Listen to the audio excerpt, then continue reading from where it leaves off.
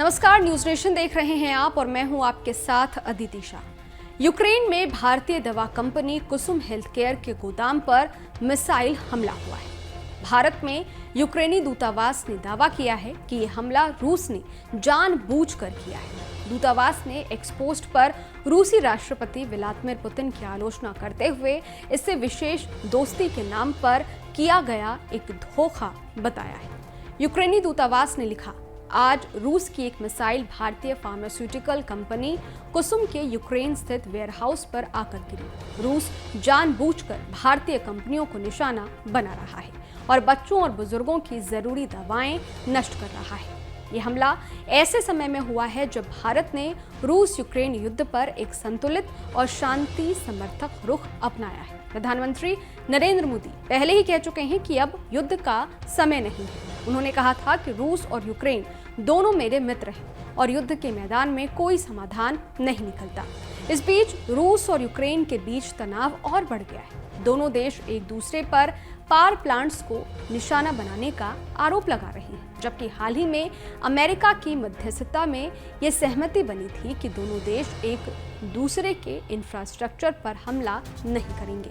अब भारत के सामने एक कूटनीतिक चुनौती खड़ी हो गई है। एक और रूस उसका पुराना रणनीतिक साझेदार है, वहीं अब यूक्रेन का दावा है कि वही रूस भारत की दवा फैक्ट्रियों पर हमला कर रहा है।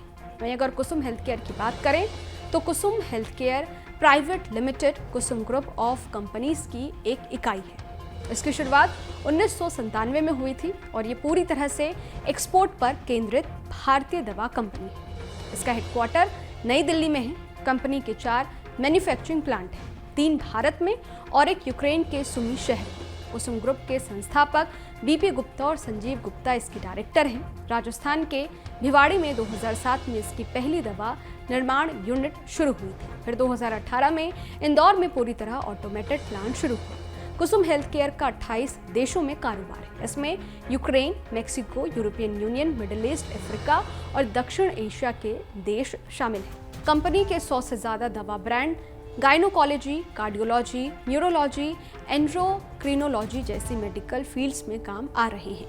यूक्रेन का सीधा आरोप है कि रूस भारत के हितों को नुकसान पहुंचा रहा है। ऐसे में बड़ा सवाल ये है कि क्या अब भारत की रूस के साथ दोस्ती की नींव हिलने लगी है। प्रधानमंत्री नरेंद्र मोदी के शांति संदेश और रूस के इस कदम के बीच टकराव साफ दिख रहा है। अब देखना यह है कि भारत सरकार इस मुद्दे पर क्या रुख अपनाती है। क्या दोस्ती कायम रहेगी या फिर इस मिसाइल हमले से रिश्तों में दरार आ जाएगी? आपको क्या लगता है?